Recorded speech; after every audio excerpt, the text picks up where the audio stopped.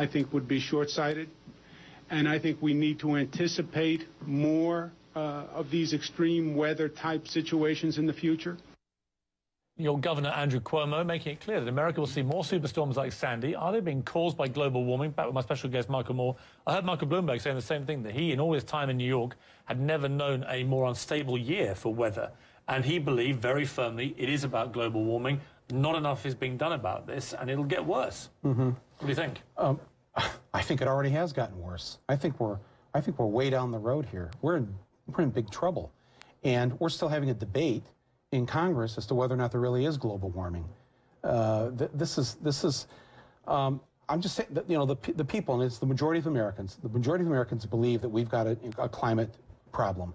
And the majority of Americans believe in science. But could you, let me ask you this. And we've allowed the ignoramuses to run the show on this, and this storm should really put an end to that. Could it possibly be that the fact that we've only been measuring weather since 1898, could it just be a global cyclical weather thing that's going down? That actually it's not global warming, it is something that may have happened 500 years ago, 1,000 years ago. You get pockets of this, and we just don't have the records to back that up. Could it be that? Well, I'll answer the way Mayor Bloomberg answered this afternoon. Yeah, could be that. You want to take the risk? You want to take the risk of that? Let me bring What if you're wrong? What if you're wrong? And we're not prepared, like we weren't prepared for this, and we won't be prepared for the next thing. We weren't prepared for the drought this summer. I mean, how many times do we have to get punched in the face before we realize, you know what, somebody's punching me in the face? Let's bring somebody who's used to taking the blows, CNN meteorologist Chad Myers. Chad, you've been in this game nearly 3 decades. Yeah. Is this global warming that we're seeing, from a meteorological point of view, is there any other explanation? I don't have, it's the prime suspect. I don't have another one. I mean, maybe particulates in the air so the raindrops the moisture can get on the drops and get bigger. But I'll tell you what, I think probably Sandy would have existed without global warming. Don't get me wrong. But the water was warmer. The water is 1 degree warmer now than it was in 1970. That 1 degree warmer probably made the storm 10% stronger. Now, doesn't sound like a big deal. But if you take that 10%, you realize that if you double the wind speed from 20 to 40 miles per hour, you have now raised the force of that wind by 4 times. And then you go 40 to 80. And now all of a sudden you're not just double, you're now 16 times where you were on 20 to 80. So that 10% seems like a small number, but that 10% was enough of an increase to make this whole thing a superstorm. Then you have to get into, was there a blocking high over Greenland because there's no sea ice up there this year?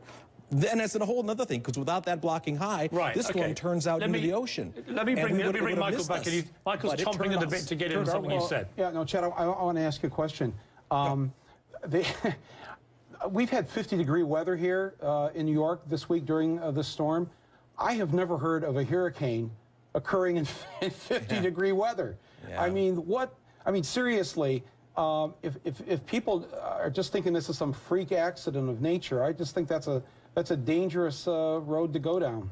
Yeah, Sandy developed in the tropics, and sometimes the tropics and the mid-latitudes sometimes they don't get together. And what could have happened had that blocking high not been there, would have turned out to sea, and it would have been a big gutter ball. But that blocking high was there, turned it back to the United States, and then the cold air that you talked about, Michael, gets sucked up into this thing, even enhances it more, and we've got ourselves what we called Superstorm Sandy. Just in case anybody missed it in Chad's last comment, he mentioned that the sea ice in Greenland is gone.